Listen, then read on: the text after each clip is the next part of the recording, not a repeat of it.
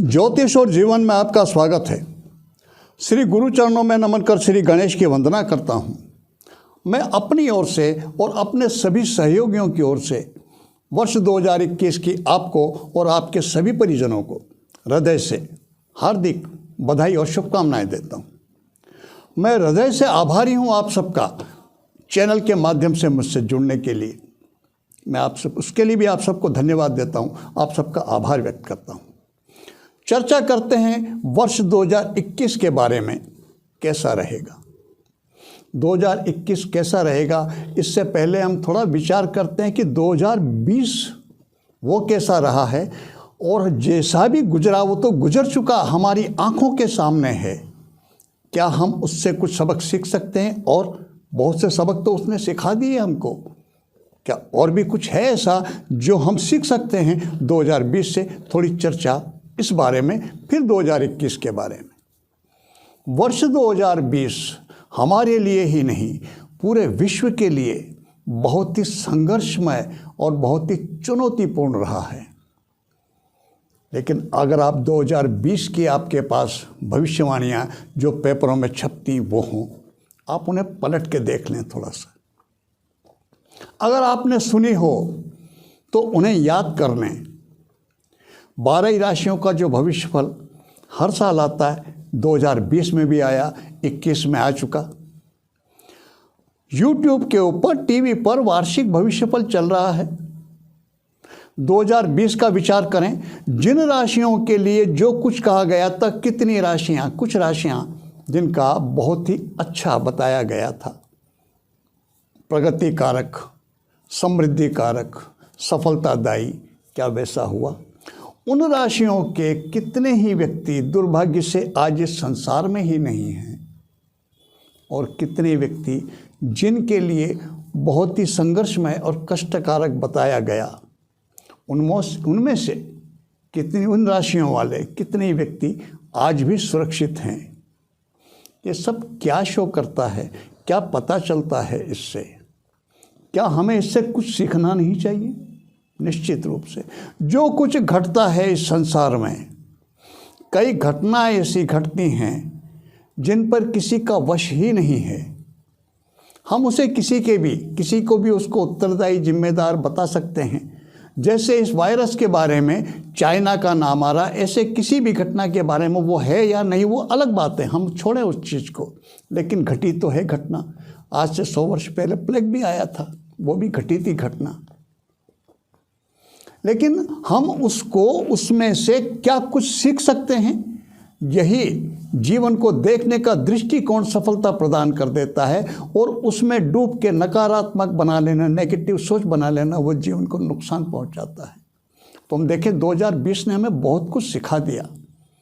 हमारी भारतीय संस्कृति, बहुत से मूल्य जो उससे जुड़े हुए हैं, जिस तरह की सतर्कता बरतने की बात की जाती, वो हमें 2020 ने पूरे विश्व को विवशता में मजबूर कर दिया बरतने के लिए। डिस्टेंस, हाथ जोड़ के नमस्कार करिए, सेकंड भूल गए लोग। आप किसी से हाथ लंबा करके देख लीजिए, सामने वाला हाथ ही लंबा नहीं करेगा।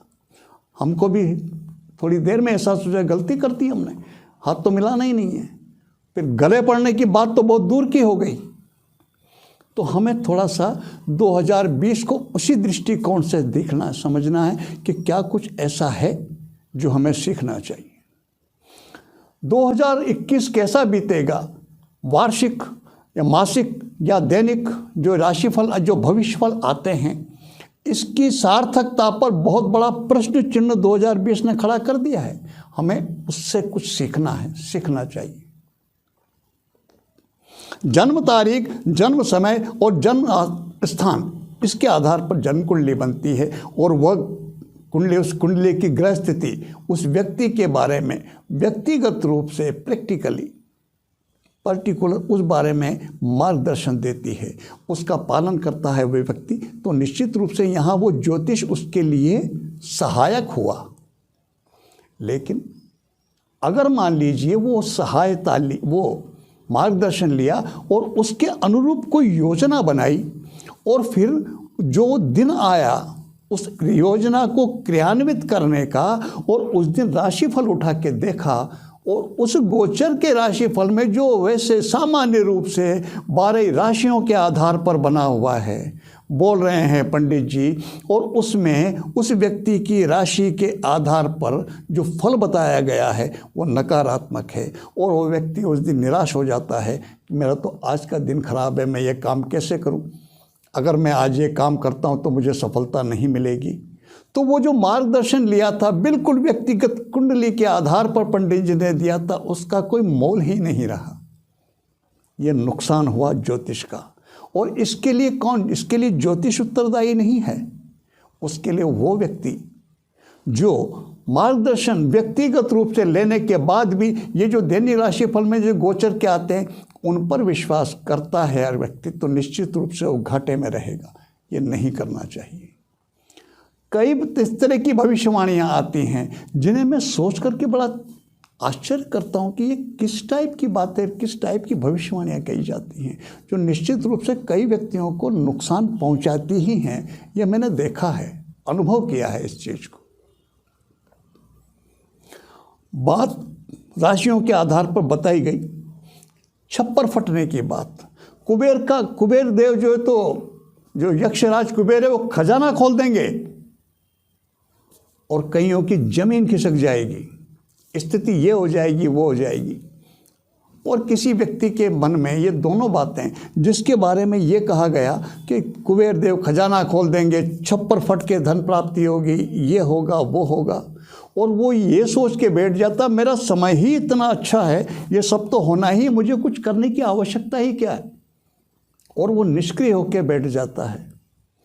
कोई कुबेर देव खजाना खोल के लेके आने वाले नहीं हैं और कोई छप्पर फटने वाला नहीं। ये नुकसान हो गया इस ज्योतिष के कारण।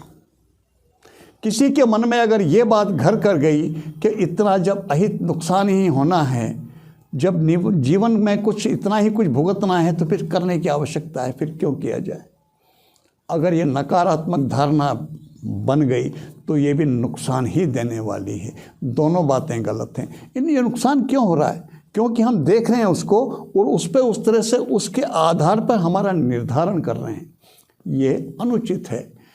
एक व्यक्ति जिसकी राशि मिथुन है, उसका अच्छा या बुरा जो भी दिन उस राशि का उस तारीख के दैनिक भविष्यफल में आया, क्या मिथुन राशि वालों का सभी करोड़ों व्यक्ति मिथुन राशि में सबका दिन एक जैसा व्यतीत हो जाएगा?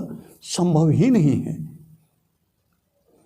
मिथुन राशि के कितने ही व्यक्ति जिस दिन उनका अच्छा बताया गया है, कितने ही व्यक्तियों का वो दिन अच्छा नहीं बीतेगा, और मिथुन राशि कितने ही व्यक्तियों को चाहे वो कितना ही बुरा बताया गया हो उसका दिन, उनको उनका दिन बहुत अच्छा बीतेगा। ये व्यक्तिगत उस व्यक्ति की अपनी ग्रह स्थिति पर निर्भर करेगा, न कि केवल राशि के आधार पर। तो ये राशि के आधार पर चाहे हम दिन का विचार करें, चाहे सप्ताह का विचार करें, चाहे मासिक राशिफल पढ़ें या वार्षिक, मेरी दृष्टि में है ये उचित नहीं है। तो अगर आपको किसी तरह से आपने इस तरह का राशिफल देखा है और वो धारणा अगर आप बना करके बैठे हैं, तो मेरा निवेदन ये थोड़ा सा उसमें परिवर्तन कर लीजिए। अगर जिन राशियों में आप, जो भी आपकी राशि है और जो आपने सुना है, पढ़ा है और अच्छा वर्ष यदि है, तो आप निश्चित रूप से उसको अच्छा मान करके और प्रयास कीजिए, अपनी क्षमता का उपयोग कीजिए, कर्म में प्रवृत्त हो जाइए।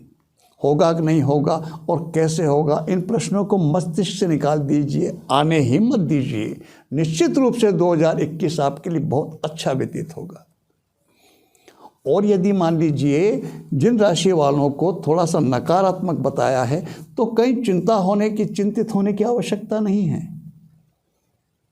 जिसने भी बोला, विधाता कोई भी नहीं, मार्गदर्शन दिया है, अगर मान लीजिए नकारात्मक ही बताया है, सबसे बड़ी शक्ति तो ईश्वर परमात्मा है, परमेश्वर है, हम उनका अवलंबन ले सकते हैं और प्रयास कीजिए शांति से, लेकिन निष्क्रिय होने की आवश्यकता नहीं है।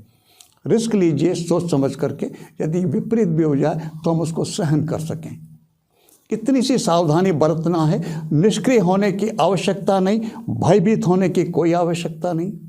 हम सार्थक ही मान के चलें। क्योंकि एक बात 2020 ने और सिद्ध कर दी। आपने देखा होगा, निश्चित रूप से वो कई माध्यमों से चला है, पेपर के माध्यम से, समाचार, टीवी में, इसमें कई जगह। 25-30 वर्ष के आयु वर्ग के युवा वो भी कोरोना के शिकार हुए, और 70, 75, 80 वर्ष की आयु तक के व्यक्ति भी सुरक्षित रहे। पैसा, धन, जिनको थोड़ा भी रहा इस चीज़ का, रहता ही है भरोसा। निश्चित रूप से पैसे का एक बहुत बड़ा भरोसा रहता है, लेकिन उसकी एक सीमा है। सीमा से बाहर पैसा कुछ नहीं कर सकता। 40-40, 50-50 लाख रुपया खर्च करने के बाद भी व्यक्ति अपने व्यक्ति को नहीं बचा पाए। जीवन उनका फिर भी चला गया। पैसे की एक सीमा है। हमको इस बात को 2020 ने ये भी सिखा दिया। अब बात आती है कि यदि कुछ भी हमको, जब जीवन में 2020 ऐसा ही बीता, हम इसको सकारात्मक कैसे देखें? जो कुछ घट चुका हुआ हमारे हाथ में नहीं था, हमें उसमें अच्छा क्या है यह तो ढूंढना ही पड़ेगा। कई व्यक्ति ऐसे हैं जिनको आर्थिक नुकसान हुआ, लेकिन कम से कम ऐसा नुकसान नहीं हुआ जिसकी पूर्ति ही नहीं हो सकती। उनके परिजन, किसी कोई परिजन से नहीं बिछुड़ना पड़ा। कई व्यक्तियों के बहुत प्रयास करने के बाद भी अपने परिजन का जीवन नहीं बचा पाए, वो बहुत बुरी बात हुई। और उससे भी बुरी बात कईयों के साथ ये हुई, कई परिवार के परिवार ही समाप्त हो गए इस कोविड में।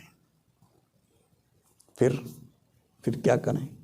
जिसके पास, जो हम जितना बचा है हमारे पास, हम इस बात के लिए ही ईश्वर का शुक्रगुजार, उसके आभारी हो सकते हैं। चाहे हमारा नुकसान हुआ, आर्थिक नुकसान पहुंचा, कुछ भी हुआ, जीवन तो सुरक्षित रहा, उसके लिए ही हम ईश्वर को आभारी उसके हो सकते, उसके प्रति कृतज्ञ हो सकते। शिकायत करने की तो आवश्यकता ही नहीं।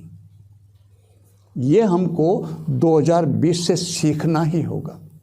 भगवान बुद्ध शाम का अपने भक्तों को, अपने भिक्षुकों को प्रवचन दे रहे थे, और उन्होंने कहा कि जब हम रात्रि में सोने जाएं तो हमारा दिन व्यक्ति कैसा ही व्यतीत हुआ हो, हमें परमात्मा को उसके लिए धन्यवाद दे करके सोना चाहिए। जो भी कुछ, चाहे छोटी से छोटी भी कोई सार्थक घटना घटी हो, जो भी कुछ प्राप्त हुआ उसके लिए धन्यवाद देना चाहिए। सोने से पूर्व धन्यवाद देकर सोना चाहिए। एक भिक्षुक ने खड़े होकर पूछा, भंते, यदि किसी व्यक्ति के जीवन में उस दिन, पूरा ही दिन ऐसा व्यतीत हुआ हो कि कुछ भी, लेश मात्र भी ऐसी घटना नहीं घटी जिसके लिए धन्यवाद दिया जाए, वो धन्यवाद कैसे देगा? पूरा दिन ऐसा बुरा बीता, पूरा दिन इतना कष्टकारक, इतना पीड़ादायक रहा, कुछ भी नहीं घटा धन्यवाद देने का, तो वो धन्यवाद कैसे दे?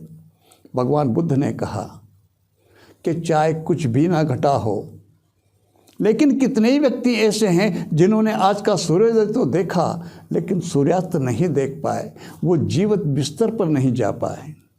तो जीवन बचा रहने के लिए, जीवित बचने के लिए ही धन्यवाद देना चाहिए, शिकायत तो करनी ही नहीं चाहिए।